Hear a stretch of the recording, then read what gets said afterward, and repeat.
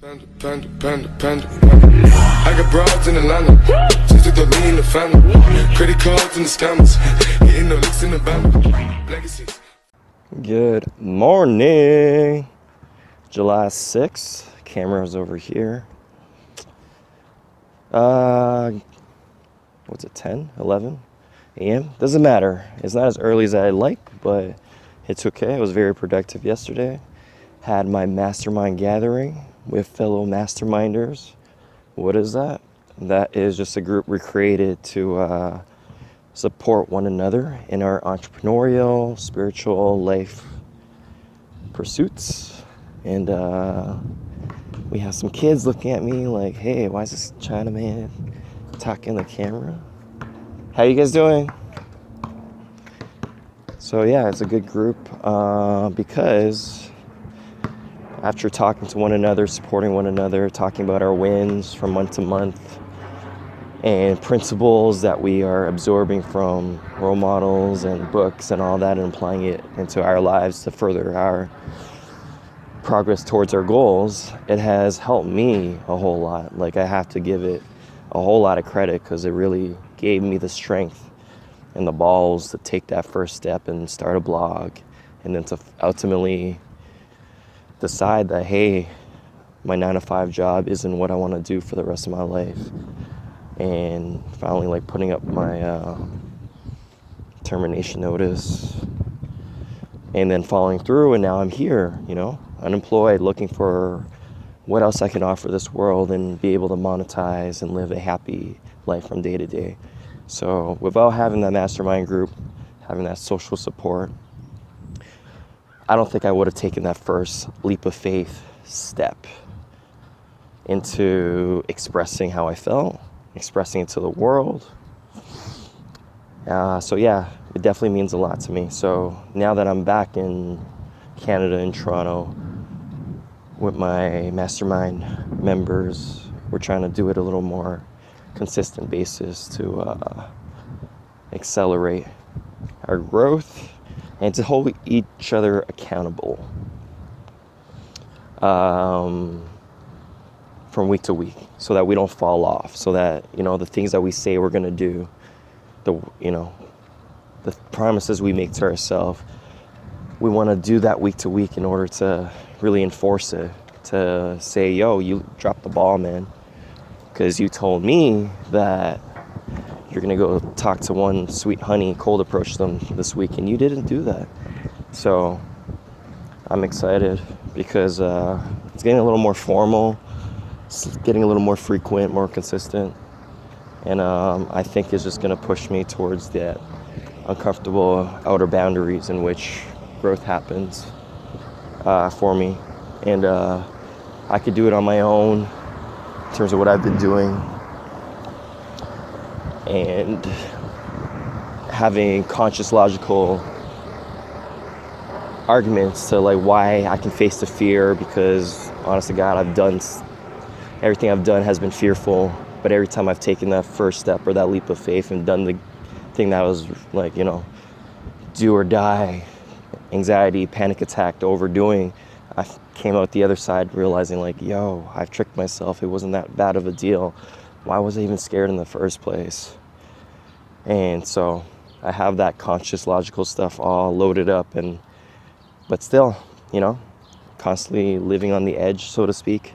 And there are going to be things that constantly you're going to be fearful of. But like Mel Robbins says, is like anytime you feel really, really scared about something, what it means is you're about to do something really, really brave. So I like that. It's empowering.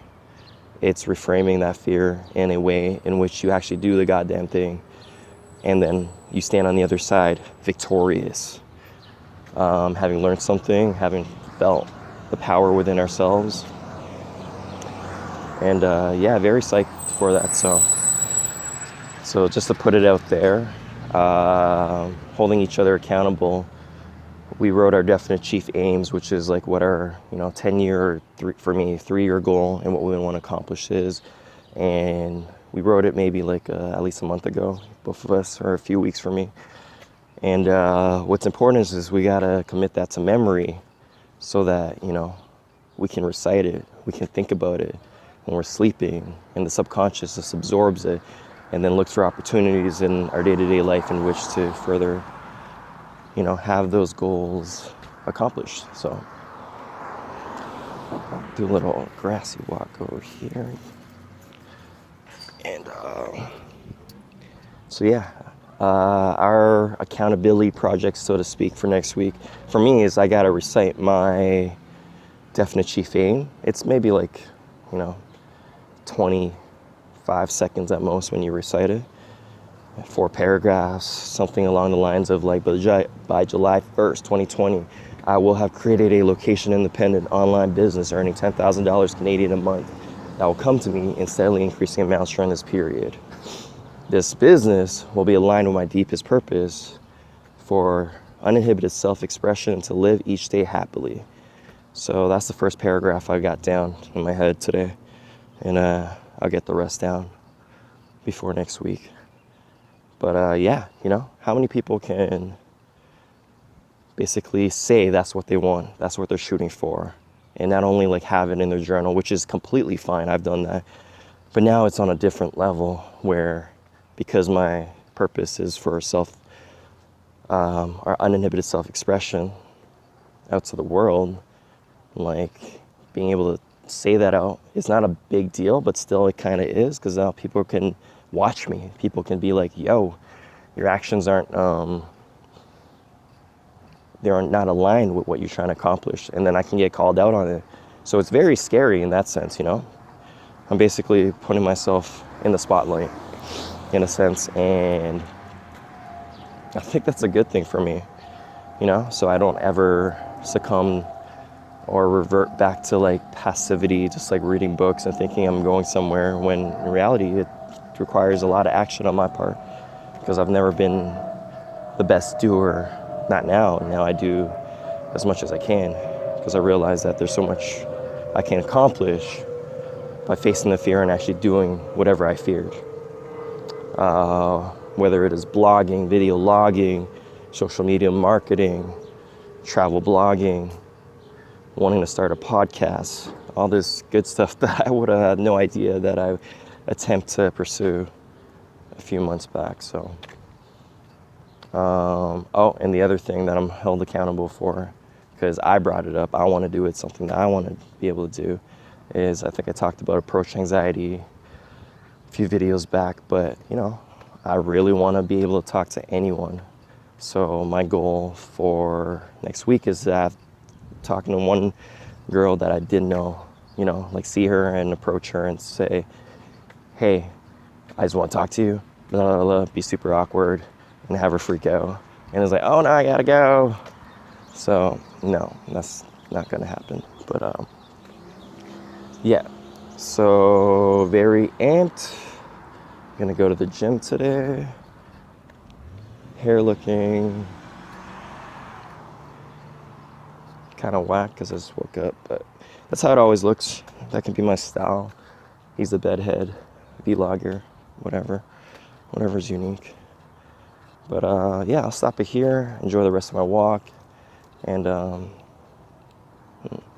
just find that more and more I turn on this record button or push it and just go, there's always gold that comes out for myself. Even though typically before I push it, I'm just what am I going to speak about today? I just don't feel ready. I don't want to do it.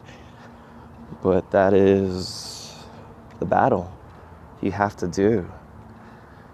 You can't want to do and not do, and then or try a little bit and then fall off. It's consistency. That's the law. If you're persistent in what you want to accomplish, and you do and take the actions necessary in order to continually push you further and further on a day-to-day basis, then you got it. That's the formula. And I'm just recording it now. With these vlogs, I'm recording it now during the beginning stages, so hopefully we'll have a body of work to show when I'm at the top or whatever I've accomplished, and say, hey, this guy started from nothing. He started with some self-doubt and a lot of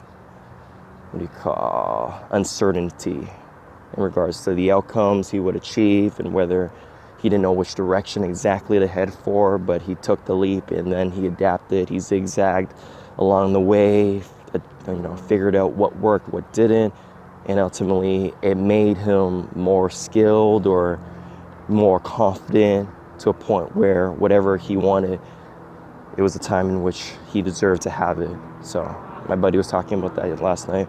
Just like when you reach a brick wall or you don't get the outcome you want or you call it a failure for whatever, it's not the fact that you're a failure. It's not the fact that, you can't do the thing. It's just that you're not ready to receive that thing that you so deserve. You're not ready for it. And it's just the universe saying that you got to go either back to the drawing board or a few things that you have to tweak in yourself or your strategy in order to finally attain that thing that you so desperately, not desperately, but so amped to get, right? So that's all it is. Anyways, 11 minutes gone by. It's a beautiful, gorgeous day in suburban Thornhill.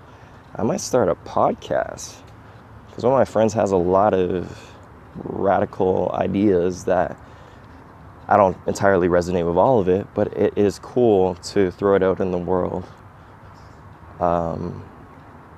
Yes. But this is Dr. Homie Kwan.